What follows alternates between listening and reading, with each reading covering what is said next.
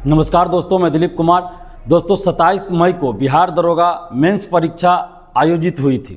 आज अखबार में एक खबर छपी है कि गया जिला में वॉकी टॉकी और ब्लूटूथ के जरिए आंसर बताया जा रहा था और परीक्षा हॉल से क्वेश्चन बाहर भी भेजा जा रहा था और व्हाट्सएप ग्रुप के जरिए आंसर सॉल्व किया जा रहा था और आंसर भेजा जा रहा था और व्हाट्सएप ग्रुप में क्वेश्चन भी भेजा जा रहा था। वॉकी टॉकी और ब्लूटूथ के जरिए ऐसा हो रहा था। ऐसी खबर आज अखबार में छपी है और पुलिस ने कुछ लोगों को गिरफ्तार भी किया है इस मामले में।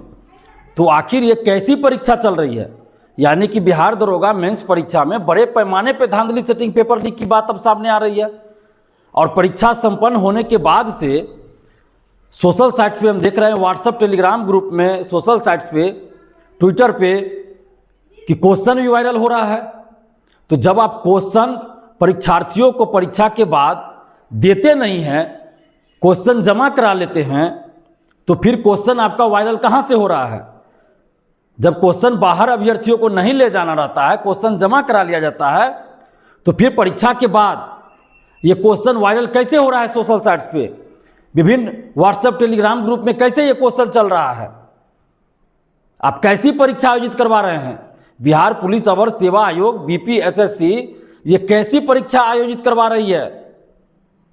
हम लोग बार बार पारदर्शिता के लिए मांग करते रहे हैं कि परीक्षा समाप्ति के बाद ओएमआर शीट की कार्बन कॉपी और क्वेश्चन बुकलेट परीक्षार्थियों को दीजिए।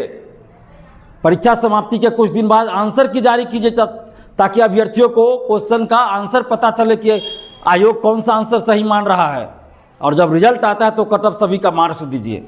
लेकिन बीपीएसएससी तो ऐसा नहीं करती है, सिर्फ कट ऑफ जारी करती है, अभ्यर्थियों का मार्क्स भी जारी नहीं करती है, ओएमआर शीट का कार्बन कॉपी भी नहीं देती है और परीक्षा समाप्ति के बाद क्वेश्चन बुकलेट भी अभ्यर्थियों को नहीं देती है, आंसर की भी जारी नहीं होता है। तो फिर ये क्वेश्चन जब आप देते नहीं अभ्यर्थियों को बाहर ले जाने के लिए, तो आपका क्वेश्चन वायरल कैसे हो रहा है? बीपीएसएससी को इसका जवाब देना होगा। हर बार ऐसा चलता है। 1717 दरोगा बहाली जो 2017 में आई थी, तब से हम देख रहे हैं बीपीएसएससी का कुछ ना कुछ हर परीक्षा में इस तरह की गड़बड़ी होती है। और आज तो अखबार में खबर छपी है, पुलिस ने कुछ लोगों को गिरफ्तार भी किया है जो परीक्षा हॉल से बाहर क्वेश्चन भेज रहा था और उसका आंसर उसको बाहर से सॉल्व करके दिया जा रहा था।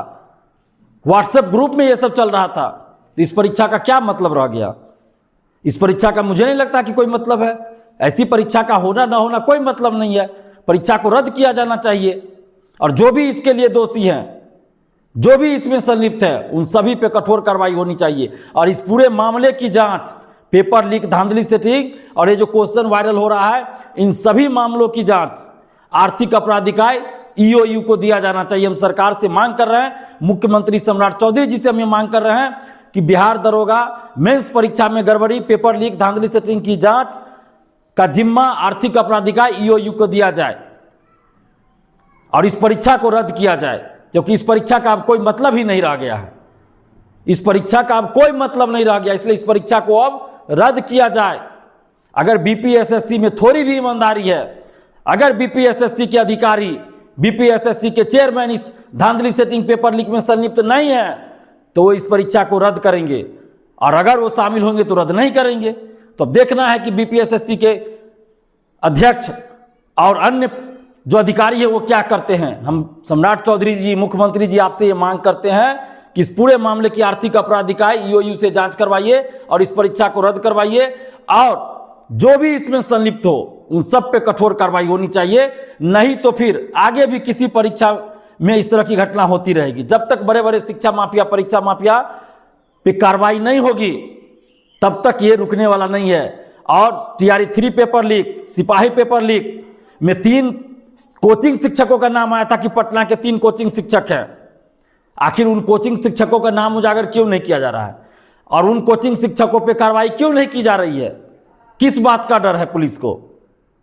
उन कोचिंग शिक्षकों का, उन माफियाओं का, उन अधिकारियों का, उन नेताओं का नाम उजागर हो और कार्रवाई, सख्त कार्रवाई हो ऐसे लोगों पर जो पेपर लीक, धांधली सेटिंग में संलिप्त हैं।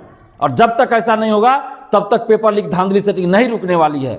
तो हम सरकार से यही आग्रह कर रहे हैं और खासकर मुख्यमंत्री सम्राट चौधरी जी से कि इस पूरे मामले की निष्पक्षता के साथ ईओयू से जांच करवाइए और कठोर से कठोर कार्रवाई पेपर लीक में संलिप्त, धांधली सेटिंग में संलिप्त माफियाओं पर करवाइए। धन्यवाद। जय हिंद।